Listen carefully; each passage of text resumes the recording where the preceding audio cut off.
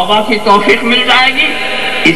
شیطان اس بات کو خوب جانتا کہ جب جائے گا نا تو ہوا کھا کے آئے گا, وہاں کی ہوا کھا کے, تو وہاں جانے ہی مت دو اور فتوا جڑ دو کہ وہاں جانا حرام ہے, وہاں جانا حرام ہے, وہاں جانا حرام ہے.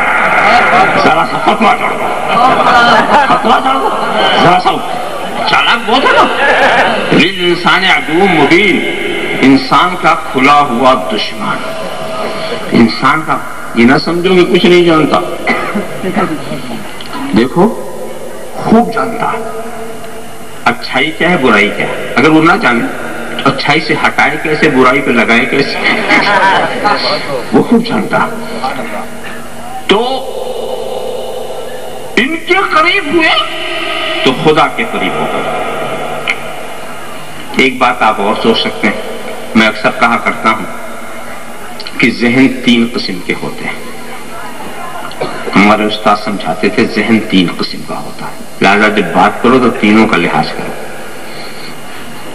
کہا ایک ذہن ہوتا بہت تیز, بانس کی طرح. بانس تو بانس کو تم چیرو نا, ایک گرہ کھولو تو دوسری گرہ تک خود ہی پھٹتا چلا جاتا اشارے سے. یہ ذہین لوگ ہیں. ایک بات بتاؤ سمجھ لیں گے بات کیا ہو رہی ہے, آخر تک پہنچ جاتے. تو یہ ذہین لوگ جن کا ذہن بانس کی طرح. اور ایک کچھ ایسے لوگ ہوتے ہیں جن کا ذہن چمڑے کی طرح ہوتا ہے. چمڑے کا حال یہ ہے کہ سوئی سے سوراخ کر دو, جتنا سوراخ کرو گے اتنا ہی, نہ آگے نہ پیچھے. چلو وہ بھی ٹھیک ہی صحیح, کچھ تو سمجھ لیا سمجھا. مگر ایک کچھ لوگ ہیں جن کا ذہن ہوتا کمبل کی طرح. کمبل سوئی ڈالو جب تک سوراخ نکال لو برابر, اب وہ سوراخ آئے گا. تو یہ کمبل والوں کے لیے مثال دی جاتی ہے, وہ مثال سے سمجھتے ہیں اور کسی بات سے نہیں سمجھتے. کمبل والے جو ہیں تو مثال سے سمجھتے ہیں. سوال کیا ہے کہ یہ بات اولیاء خدا کے قریب, خدا ان سے قریب, تو کیا ہم خدا سے دور ہیں؟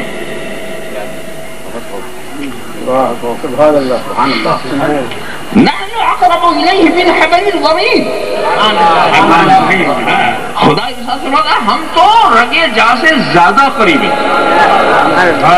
تو خدا ہمارے قریب, تو کیا ہم خدا سے دور؟ ہم بھی تو قریب ہوئے نا. ولی قریب تو ہم بھی قریب.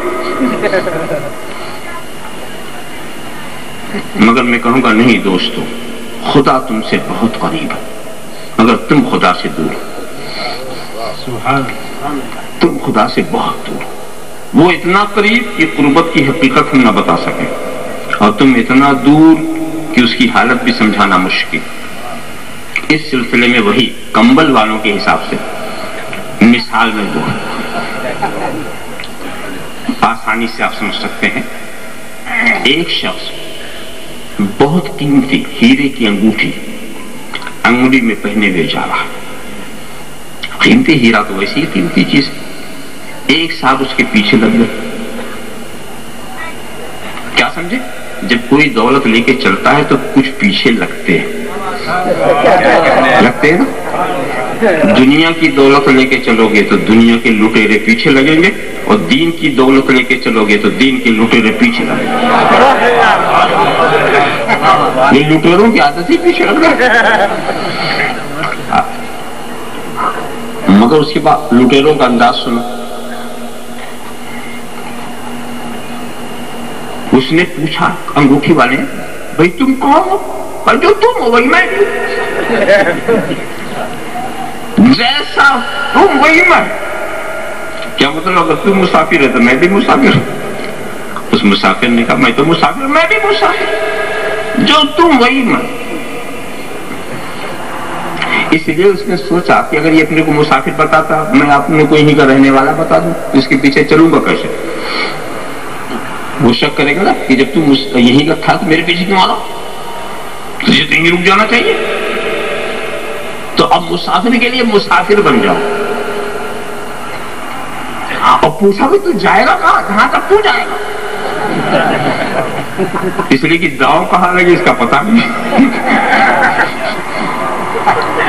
بڑودے تک وہ نہ ہاتھ آ گئے تو مشکل ہے. تو لٹیروں کا یہی حال ہے. اذا لقوا الذین آمنوا قالوا آمنا. سبحان اللہ سبحان. جب کہتے ہیں ایمان والوں سے ہم تو ایمان لائے، ہم وہی ہے، تم مومن ہی ہے. اور پوچھا گیا بھائی تم کہاں تک چلو گا؟ ومن الناس من یقول آمنا باللہ وبالیوم الآخر.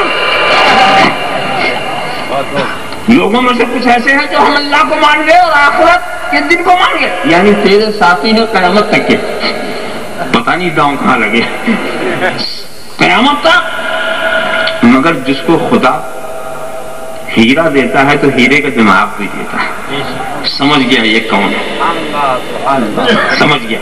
اور ایک منزل ایسی آئی کہ دونوں جب ٹھہرنے کا ارادہ کیا تو اس نے کہا دیکھو میرے پاس قیمتی ہیرے کی انگوٹھی ہے، دونوں سو گئے کہیں تیسرا نہ لے جا، تو ایسا کرو کہ آدھی رات تم جاگو آدھی میں. وہ خوش ہو گیا کہ آج ہی مراد پوری ہونے والی. اور اس کے بعد اس نے کہا کہ جلدی تو مجھے تو نیند آتی نہیں، پہلے تو سو جا. اب لٹیروں کو سلا دیا. اور جب اس کی باری آئی تو اس نے انگوٹھی نکال کر کے اسی لٹیرے کے جیب میں ڈال دیا. اسی لٹیرے کے جیب میں ڈال دیا جو کوٹ اس نے ٹانگ دیا تھا، اسی کوٹ کے جیب میں. اور خود سو گیا. اب لٹیرے نے پہلے اس کے جسم کا جائزہ لیا، انگوٹھی غائب. بہت پریشان کہ رکھا کیا. وہ تلاش کرتا رہا یہاں تک کہ صبح ہو گئی. اس کی آنکھ کھلی، اس نے کہا بھائی جاؤ ہاتھ منہ تو دھو لو. وہ جیسے گیا پھر جیب سے نکال کے پھر پہن لی. پھر آیا تو انگوٹھی انگلی میں لگی ہوئی. تعجب کہاں رکھا. دوسری منزل پھر یہی طے ہوا، پھر اس کو سلا دیا، پھر اسی. تو اس نے کیا کیا، پہلے تو سونے والے کو جسم کا جائزہ لیا، پھر سوچا کہ دیکھے کہیں ایسا تو نہیں کسی سوراخ میں، کسی روم کے سوراخ میں نہ ڈال دیتا. تو جو چھوٹے چھوٹے سوراخ تھے اس کو اس نے بڑا بنا دیا. مگر انگوٹھی نہیں ملی، انگوٹھی نہیں ملی. رات بھر وہ محنت کرتا رہا. مختصر یہ کہ صبح کو پھر وہی شام، وہ ہاتھ منہ دھونے گیا، پھر جیب سے نکال کے پہن لی. تیسرے دن پھر ایسے ہی ہوا. اس نے تو اس دن تو پورے کمرے کی گوڑائی کر دی، مگر وہ ملنے والا نہیں. آخر میں جب اس کی منزل آ گئی تو دوستو اب وہاں